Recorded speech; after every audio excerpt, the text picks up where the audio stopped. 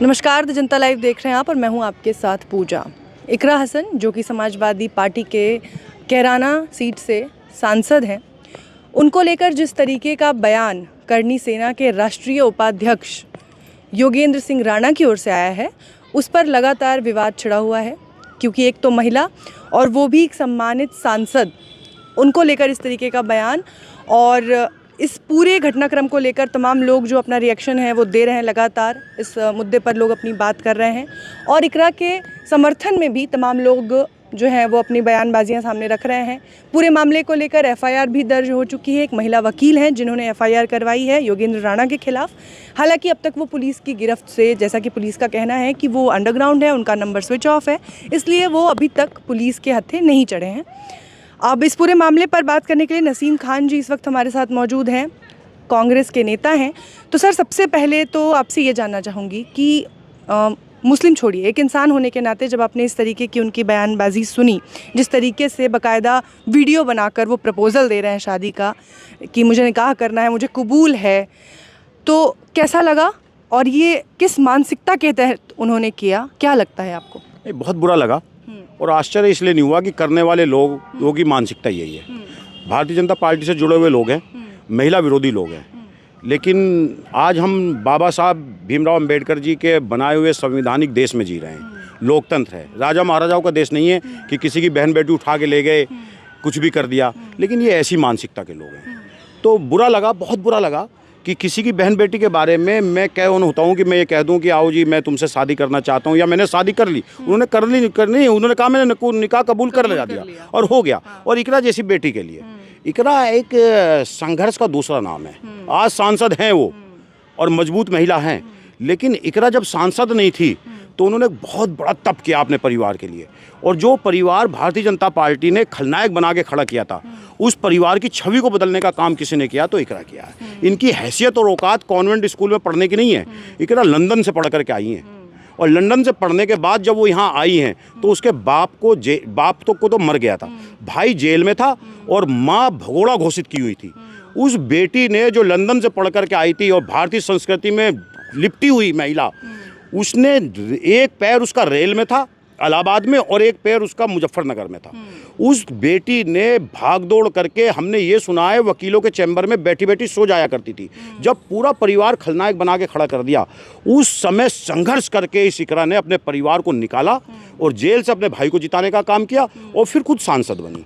तो ऐसी गंदी मानसिकता के लोग, आप समझ सकते हैं कि जब इतनी ताकतवर लड़की, इतना बड़े घराने की लड़की और सांसद के लिए ऐसा कह सकते हैं, तो इस देश के गरीब मुसलमान और दलित लड़कियों के लिए इनकी क्या मानसिकता होगी। शायद यही वजह है, हाथरस के अंदर पेट्रोल जलाई गई, उसी मानसिकता का नतीजा था ये सब। अपने अगर इतिहास की भी बात आ जाती है तो सड़कों पर उतर जाते हैं, तलवारें लहराते हुए लोगों के गले काटने निकल पड़ते हैं, और दूसरों की बहन बेटियों के लिए इनकी विचारधारा इस तरीके की है कि वो खुलेआम उनसे निकाह फरमा रहे हैं और कह रहे हैं कि अगर आएंगी तो उन्हें हम उनका धर्म पालन करने की भी अनुमति देते हैं। देखिए, इसमें मैं योगेंद्र राणा जी को बिल्कुल भी दोष नहीं देना चाहता। अच्छा। सरकार सरकार उनके पीछे खड़ी है। अच्छा। और सरकार, इस प्रदेश का डीजीपी उनके पीछे है और इस प्रदेश का मुख्यमंत्री उनके पीछे है, और उनकी भाषा इनकी भाषाओं से मेल खाती है। अच्छा। मैं गारंटी दे रहा हूँ, अकबरुद्दीन ओवैसी को इस प्रदेश का मुख्यमंत्री बना दो आप। अच्छा। ये योगेंद्र राणा उन्हीं का नामा पढ़ते दिखाई देंगे ओवैसी के। इतनी कमज़ोर विचारधारा के लोग हमने देखा है।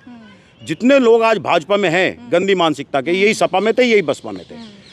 ये लोग वो लोग हैं जो सत्ता के साथ बहते हैं और सत्ता के एजेंडे के लिए काम करते हैं। ये ऐसे लोग हैं, जरा सा सत्ता परिवर्तन होगा इनका भी हृदय परिवर्तन होगा, लेकिन अब आने वाली सत्ता में बचने वाले लोग नहीं हैं, महिला विरोधी लोग हैं। योगेंद्र राणा जैसे लोगों को इस समाज में रहने का, जीने का हक नहीं है। ये तुरंत उठा करके जेल में ठूस देना चाहिए। इसीलिए हम बार बार इस बात को कहते हैं कि इस प्रदेश के अंदर दोहरी मानसिकता चल रही है, दोहरी नीति चल रही है। जहाँ एक और आप, हम देखिए, हम सबका सम्मान करते हैं, सबका हम जो है सबके धर्मों का सम्मान करते हैं, हम कावड़ियों की सेवा कर सकते हैं, उनके बारे में अपशब्द नहीं कह सकते। लेकिन जहां एक और मिलिट्री का जवान स्टेशन पे पीटा जाता है और स्टेशन पे पीटने के बाद 30 मिनट में उसे जमानत मिल जाती है, पीटने वालों को जमानत मिल जाती है, तो मिलिट्री के आदमी से तो ऊपर कोई आदमी नहीं है। लेकिन योगेंद्र राणा अब तक गिरफ्त में नहीं है। योगेंद्र राणा होंगे भी नहीं गिरफ्त। अच्छा। सरकारी गुंडे हैं, सरकारी गुंडे क्यों गिरफ्त में होंगे? लेकिन ये देश के अंदर परिदृश्य बदल चुका है। यही वजह है कि आज लोगों के सामने सवाल है नौकरी का, युवाओं के सामने सवाल है शिक्षा का, सवाल है महिला सुरक्षा का, सवाल है आत्मसम्मान का, सवाल बहुत सारे खड़े हुए हैं महंगाई का महिलाओं के सामने। ये सारे सवाल जब मुंह भाए खड़े हैं और इन पे काम नहीं हो रहा और योगेंद्र राणा जैसे गुंडों को ताकतवर बना रही सरकार, तो यही वजह है कि 2024 के अंदर जो भारतीय जनता पार्टी ने यहाँ मंदिर बना के खड़ा किया था 500 साल बाद, उसके बावजूद भी दूसरे दर्जे की पार्टी बन गई थी। 80 की बात करते थे, 34 पे 32 पे आके रुक गए थे। तो इस प्रदेश का सब जनमानस इस बात को समझ रहा है कि ये गुंडा पार्टी है। ये ना तो लोगों की शिक्षा की बात करती है, ना रोजगार की बात करती है, ना पेट्रोल की बात करती है। 35 रुपये लीटर पेट्रोल कहा था, कहाँ है? ये सवाल तो खड़ा होना चाहिए ना। बार बार सरकार से जोड़ दे रहे हैं कि सरकार की शय पे कर रहे हैं तमाम चीजें, लेकिन ये तो उनका व्यक्तिगत बयान है ना। अगर व्यक्तिगत बयान है तो अब तक वो जेल में होने चाहिए थे। बहुत सारे लोग हैं जिनके पोस्टर लगा दिए गए, जेल में ठूस दिए गए और ये कह दिया गया कि अभी भी बोला सीएम घरों पे बुलडोजर चला दिए गए, पूरे घर ध्वस्त कर दिए गए। बहुत सारे लोग हैं। तो योगेंद्र राणा को ऐसी छूट क्यों मिली? बार बार वो कह रहे हैं मैं हूँ। पूरे प्रदेश के अंदर ऐसे तत्व मौजूद हैं कि जो सरकार के एजेंडे पे काम कर रहे हैं। सरकार एक ऐसी चीज़ है 2 मिनट में लोगों को चाहे तो पाताल में ठूस देगी, जेल तो बहुत दूर की बात है। महिला इस प्रदेश के अंदर सर्वोपरि, ये सीता का देश है, ये फूले का देश है, ये फातिमा शेख का देश है। ये कोई पुरुष प्रधान देश नहीं है। यहाँ महिलाओं ने बड़ी जोहर की है महिलाओं ने। तो महिलाओं का आत्मसम्मान और महिलाओं की सुरक्षा, रानी लक्ष्मी, झांसी की रानी लक्ष्मीबाई, उनकी नस्ल, उनके वंश की सुरक्षा और उनका सम्मान सर्वोपरि है। योगेंद्र राणा कह रहे हैं मेरी पत्नी ने भी मुझे अनुमति दे दी है, मैंने उससे भी बात कर ली है। आप समझ सकते हैं जो एक सांसद के लिए ऐसा कह सकता है, उसकी पत्नी का क्या हाल होगा। उसकी पत्नी ने उसको इजाज़त दी है। क्या पत्नी ने आगे इस बात को कहा सामने आकर के? और कैसे पत्नी के होते हुए दूसरी पत्नी कर लेंगे, दूसरा निकाह कर लेंगे? वो कन्वर्ट हो मुसलमान बने, कन्वर्ट हो मुसलमान बने ना। बहुत सारे सवाल हैं। ये एक्चुअल क्या है, इन लोगों को संविधान के बारे में कुछ नहीं पता। ये संविधान खत्म करना चाहते हैं। बाबा साहब का संविधान इजाज़त नहीं देता हिंदू धर्म के लोगों को कि आप दूसरा शादी कर सकें। धर्मेंद्र ने शादी की थी ना हेमा मालिनी से, मुस्लिम बन करके।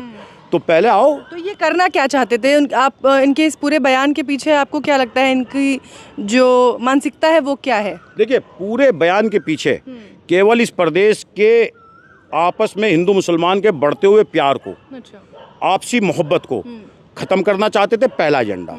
दूसरा है कि हिंदू मुसलमान आपस में बढ़ जाए, लेकिन हुआ उल्टा।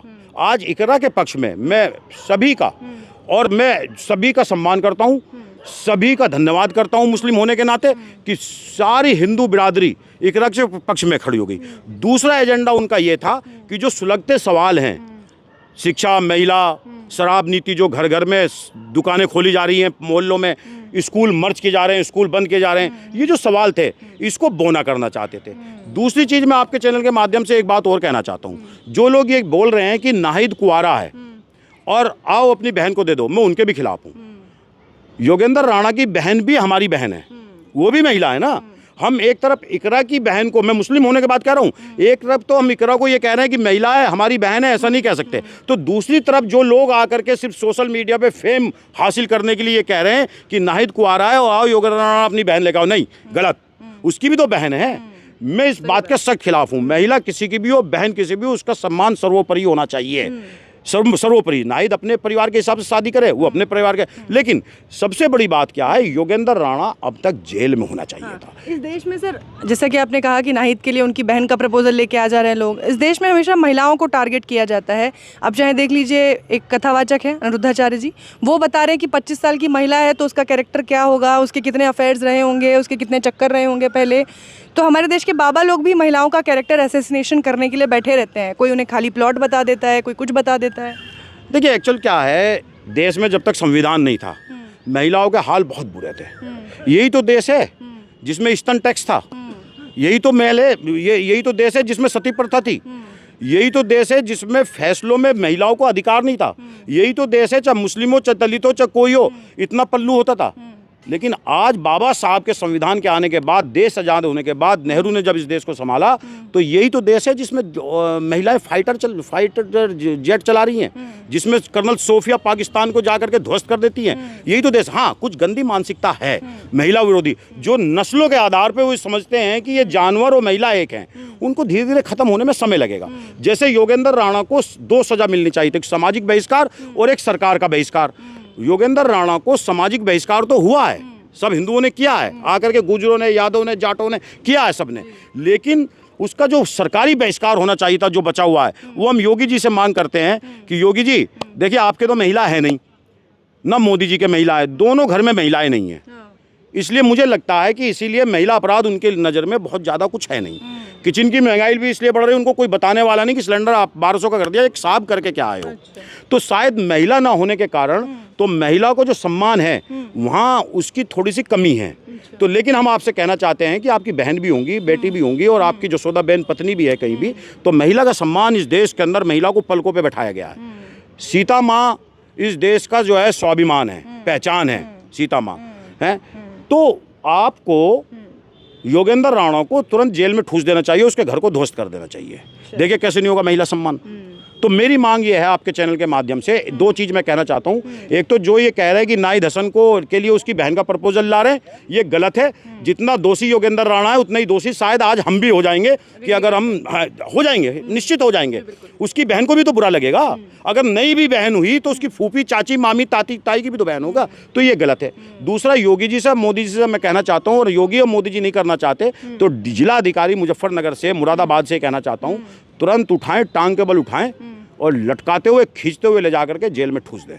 इकरा इस देश का संघर्ष का दूसरा नाम है। चलिए, बहुत बहुत शुक्रिया आपका नजीम खान जी, हमसे इस मुद्दे पर बातचीत करने के लिए बहुत धन्यवाद।